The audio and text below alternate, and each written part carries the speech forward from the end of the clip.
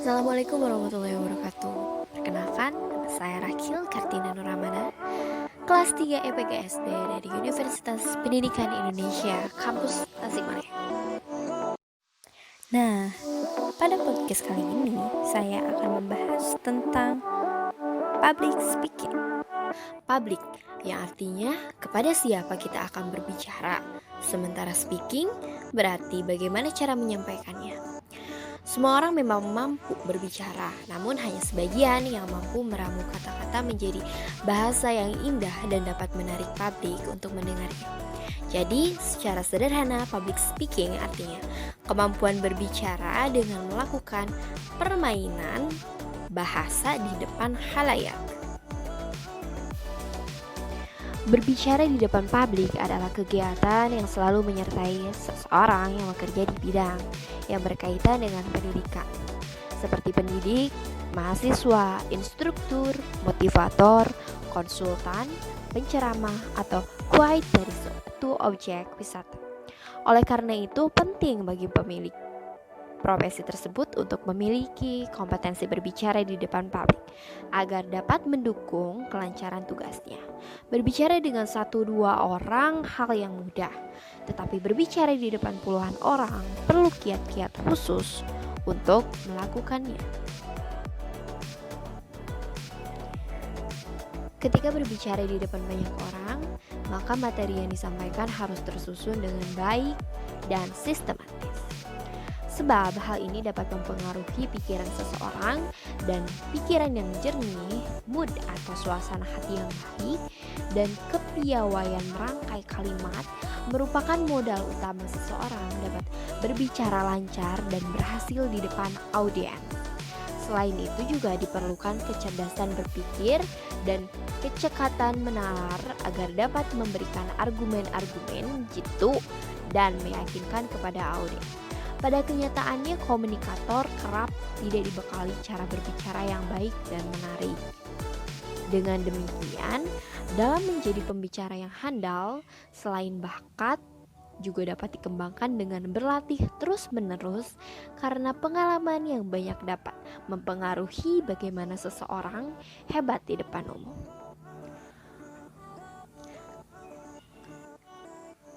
Terdapat 6 karakteristik citra diri positif yang harus dikembangkan.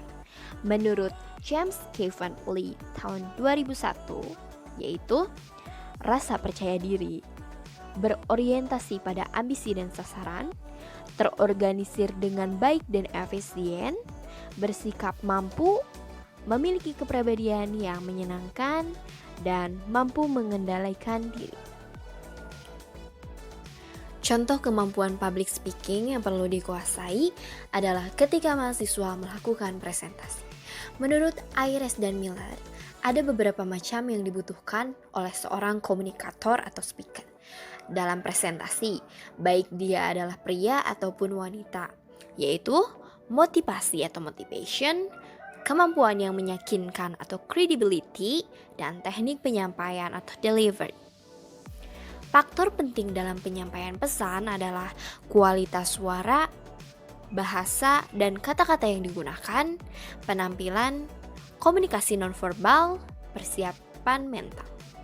Elemen penting yaitu pahami audiens, persiapkan materi, sampaikan dengan yakin, kontrol lingkungan atau situasi, kontak mata, teknik vokal atau verbalisasi, gestur, dan teknik humor. Yang paling penting untuk diperhatikan pada saat presentasi adalah penguasaan materi, penguasaan situasi, dan memiliki kecakapan emosi. Kuasai skill public speaking dengan tips berbicara di depan umum berikut ini. Yang pertama, buat catatan kecil. Seorang public speaker handal sekalipun terkadang juga bisa lupa poin yang ingin dibicarakan ketika berhadapan dengan audiens. Karenanya, berlatih sebelum hari H menjadi hal yang penting dilakukan untuk mengatasinya. Buat juga catatan kecil yang berisi poin-poin penting sebagai pengingat yang bisa Anda bawa ke atas panggung. Tak perlu malu atau minder, dan jangan perlihatkan rasa gugup Anda. Yang kedua, analisa keadaan. Ketika berada di panggung dengan audiens yang banyak, ada kalanya Anda menjadi sedikit bimbang dan minder. Untuk mengatasinya, tingkatkan rasa percaya diri dengan menganalisis keadaan. Coba buat pertanyaan yang khusus untuk Anda jawab sendiri, misalnya, bagian yang paling disukai, alasan bahasan ini begitu menarik, dan cara hal tersebut bisa mengedukasi para audiens. Semua hal ini bisa memberi Anda gambaran penuh tentang jalannya presentasi Anda nanti, sehingga rasa gugup akan mampu Anda atasi ketika tiba saatnya Anda berbicara. Yang ketiga, perhatikan postur tubuh. Berbicara di depan umum memang butuh keberanian yang besar. Tak jarang juga seseorang menjadi lebih mudah gugup sehingga konsentrasi buyar. Untuk mengatasinya, cobalah untuk berdiri pada satu posisi dan atur napas agar lebih teratur. Menjadi seorang public speaker, Anda harus mampu mengendalikan dan membawa diri. Atur posisi dan postur tubuh selalu tegap dan tidak banyak gerak. Karena banyak gerak menandakan kegugupan seseorang. Plus, postur tubuh yang tegak menandakan kepercayaan diri seseorang yang tinggi. Yang keempat, bangun interaksi.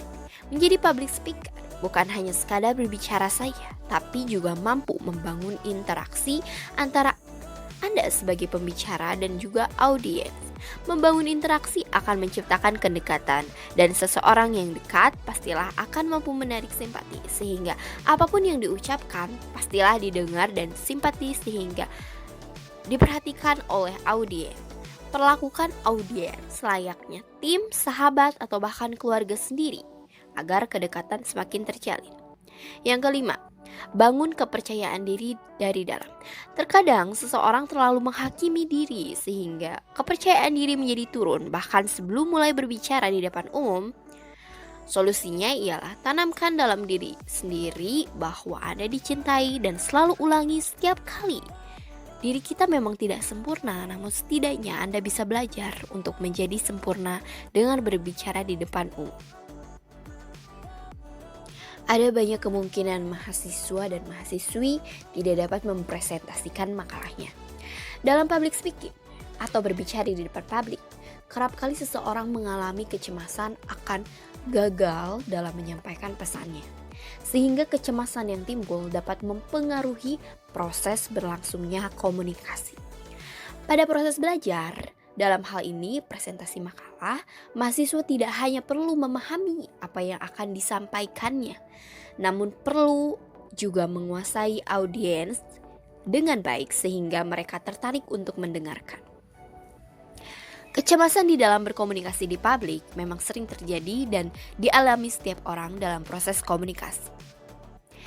Kecemasan adalah ketegangan, rasa ketidakamanan, atau kekhawatiran yang timbul karena dirasakan terjadi sesuatu yang tidak menyenangkan, tetapi sumbernya sebagian besar tidak diketahui dan berasal dari dalam. Kecemasan juga dapat menghambat komunikasi, yaitu kesulitan dalam memahami dan menggunakan bahasa, serta kesulitan dalam melakukan pembicaraan, artikulasi, menurut Jeffrey 2007. Jenis-jenis kecemasan yaitu yang pertama, kecemasan neurotik. Kecemasan neurotik adalah ketakutan terhadap suatu bahaya yang tidak diketahui. Perasaan itu sendiri ada dalam ego. Yang kedua, kecemasan moral. Kecemasan moral adalah terjadi karena konflik antara ego dan superego. Setelah superego terbentuk, yang biasanya mulai berkembang dari usia 3-5 tahun, kita mengalami kecemasan karena adanya konflik antara kebutuhan realistik dan tuntutan superego kita. Yang ketiga, kecemasan realistik. Kecemasan realistik biasa dikenal sebagai kecemasan objektif. Perasaan ini didefinisikan sebagai perasaan yang tidak menyenangkan dan tidak spesifik terhadap suatu bahaya yang mungkin sedang terjadi. Cara untuk mengatasi hambatan atau kecemasan dalam presentasi adalah: yang pertama, persiapkan sesuatu, misalnya referensi atau teks yang dibaca ulang tulisannya. Kemudian yang kedua, bersikap yang wajar, artinya tidak berlebihan dalam harapan. Yang ketiga, meminta kritikan dari teman ataupun dosen mengenai teknik presentasi yang akan digunakan. Yang keempat, anggap audiens adalah sederajat dengan kita. Apabila ada audiens yang memiliki jabatan atau pangkat, anggaplah ia adalah sederajat dengan kita atau tidak minder. Yang kelima, pelajari retorika, model komunikasi, dan teknik menjadi aktor dalam metode teater. Misalnya, untuk improvisasi solo, improvisasi pasangan, improvisasi ruang, improvisasi tempat, improvisasi rangka cerita, dan improvisasi menanggapi bunyi dan musik. Jadi, keberhasilan public speaking yaitu mental, materi, media. Untuk menghilangkan rasa gugup pada saat presentasi adalah pastikan Anda menguasai bahan. Pastikan Anda makan dan istirahat cukup. Atur pernapasan dan teknik relaksasi. Lakukan latihan dan hafalkan urutan poin pembicaraan. Dan latihan eye contact.